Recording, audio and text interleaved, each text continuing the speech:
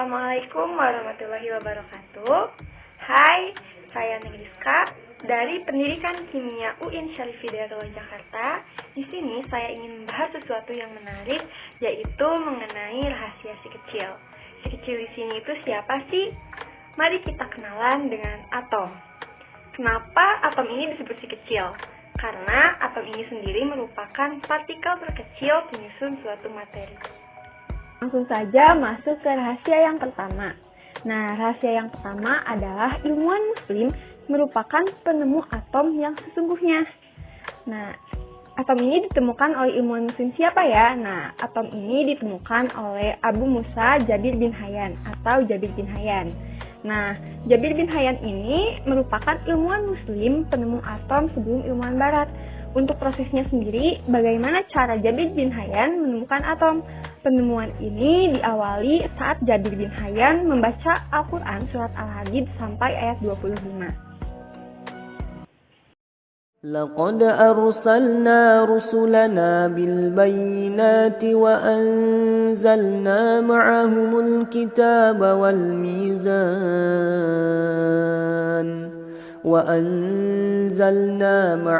الكتاب والميزان ليقوم الناس بالقسط وأنزلنا الحديد فيه بأس شديد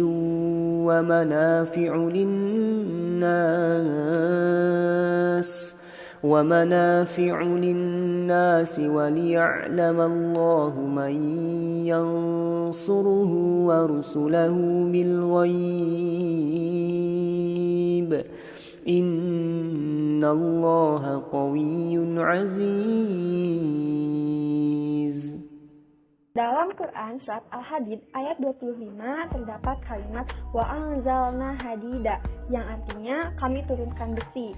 Nah, saat membaca ayat itu yang berbicara tentang kekuatan besi, Jabir bin Hayyan langsung masuk ke laboratorium sederhana di rumahnya.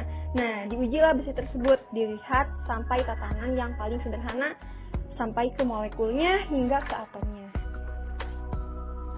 Dalam melakukan riset, Jabir bin Hayyan didukung penuh penelitiannya oleh pemerintah menggunakan sumber yang halal. Nah, dalam penelitian itu, Jabir menemukan prinsip-prinsip besi sampai ke atomnya hingga ke dataran paling rendahnya. Saat ini disebutkan bahwa nomor atom besi adalah 26 yang disimbolkan dengan Fe. Kemudian untuk atom yang paling stabil dari besi ini ada 4, yakni Fe55, Fe56, Fe57, dan Fe58. Nah, di antara itu semua yang paling stabil adalah Fe57. Nah, penemuan besi tersebut merupakan hasil kajian Jabir bin Hayyan dari Al-Quran surat ke-57. Nama suratnya adalah Al-Hadid yang berarti besi dan menjadi sebuah manuskrip tentang unsur besi. Dengan penemuan itulah sampai kemudian Jabir bin Hayyan ditetapkan sebagai bapak kimia. Penemuan Jabir bin Hayyan itu lantas menyebar saat orang Islam dikalahkan di Spanyol sampai muncul perjanjian Tordesillas pada tahun 1492. Kemudian dunia dibagi dua oleh Paus. Pada saat itu adalah Barat dan Timur. Barat adalah Spanyol, sedangkan bagian timur adalah Portugal. Portugal lalu datang dan sampai ke Nusantara di Selat Malaka tahun 511 Masehi. Namun, yang lebih menarik setelah peristiwa tersebut adalah dibawanya manuskrip-manuskrip yang salah satunya adalah milik Jabir bin Hayyan. Hingga akhirnya, kumpulan manuskrip-manuskrip tersebut dipelajari dan diteliti oleh salah satu seorang yang bernama John Dalton. Nah, John Dalton pun dikenal sebagai seorang Inggris ahli kimia, ahli meteorologi, dan fisikawan. Dia terkenal karena karya rintisannya dalam pengembangan teori atom modern. Masuk ke rahasia yang kedua adalah terdapat ayat Al-Quran dan hadis mengenai atom. Ternyata jauh sebelum ilmuwan barat atau ilmuwan menemukan atom, ternyata teori mengenai atom ini sudah duluan ada di Al-Quran dan hadis. Buktinya sudah tercantum dalam Quran surat Al-Jajalah ayat 7-8. فمن يعمل مثقال ذرة خيرا يره ومن يعمل مثقال ذرة شرا يره. Dalam dua ayat tersebut terdapat kata zaroh yang diartikan lebih halus dari debu. Istilah zaroh ini juga dipakai oleh para ahli fisika Arabi untuk menyebutkan kata atom. Selain kata zaroh, atom juga disebut dengan al-jauharul fard yang artinya benda yang sangat halus dan tidak dapat dibagi lagi. Dalam ayat ini juga terlihat bahwa atom itu mempunyai berat atau massa dan besaran. Karena dari ayat ini disebutkan seberat zaroh, berarti atom mempunyai massa. Kemudian bukan hanya dalam Quran surat Al-Zalzalah saja, tetapi terdapat juga dalam Quran surat As-Saba ayat 22, kemudian Quran surat Yunus ayat 61, serta Quran surat An-Nisa ayat 40. Rahasia yang ketiga adalah alam semesta ini berasal dari sebuah atom. Semua materi atau benda di alam semesta ini terdiri atas atom-atom, tidak peduli seberapa besar, kecil, muda, atau tua materi tersebut. Bahkan alam semesta ini sendiri tadinya berasal dari sebuah atom raksasa. Teori Big Bang menyatakan bahwa alam semesta bermula dari gumpalan superatom raksasa yang berupa bola api raksasa dan mengalami ledakan yang dahsyat, sehingga bagiannya menyebar ke segala arah. Nah, material yang menyebar ini berbentuk debu dan awan hidrogen dengan ukuran yang berbeda-beda sampai terbentuklah galaksi.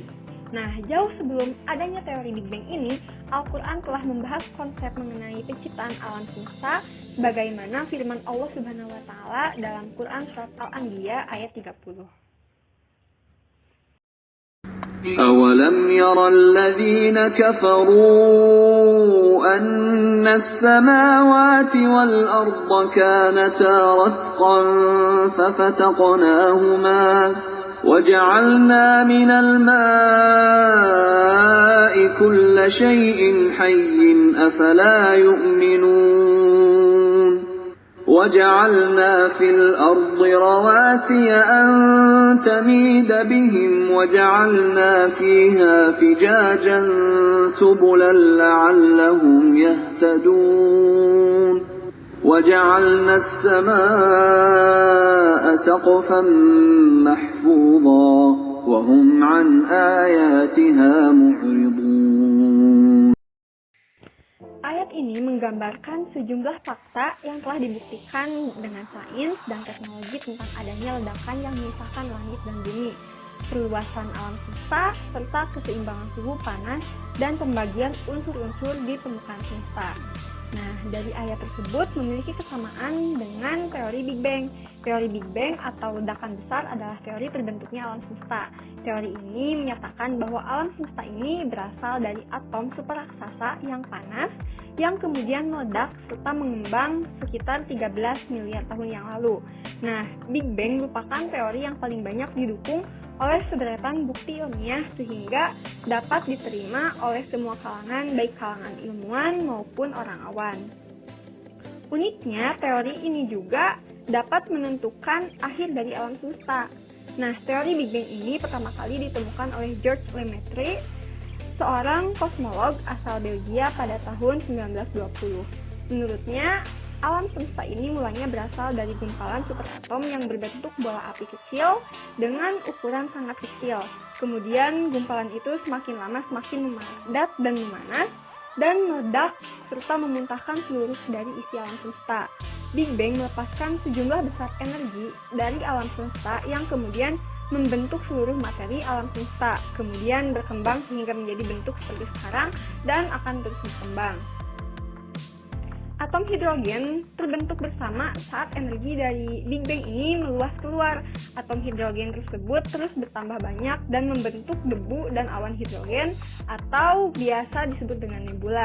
Nah, awan hidrogen terus bertambah padat dan memanas hingga temperaturnya jutaan derajat Celcius. Kemudian, awan hidrogen ini menjadi bahan pembentuk bintang-bintang di alam semesta. Setelah terbentuk banyak bintang, bintang tersebut membentuk kelompok yang kemudian disebut galaksi. Nah, dari galaksi-galaksi inilah lahirlah miliaran tata surya yang salah satunya adalah yang kita tinggali saat ini.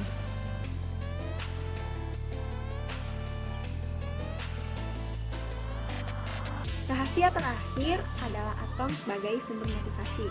Kenapa atom bisa dikatakan sebagai sumber motivasi? Nah, seperti yang kita ketahui, atom merupakan partikel terkecil. Suatu hal yang kecil akan menghasilkan hal yang besar. Nah, hal ini bisa dilihat dari kata atom yang menjadi sebuah judul buku yang terkenal. Kalian pasti sudah nggak asing dengan buku Atomic Habits, sebuah buku mengenai pengembangan diri terbaik yang ditulis oleh James Clear. Ada satu kutipan dari buku ini yaitu, "All big things come from small beginnings. The seed of every habit is a single tiny decision." Artinya, semua hal besar datang dari awal yang kecil. Benih dari setiap kebiasaan adalah satu keputusan yang kecil. Sekian penyampaian saya mengenai rahasia si kecil. Saya Neng Rizka dari Pendidikan Kimia. See you in the next video. Bye-bye. Assalamualaikum warahmatullahi wabarakatuh.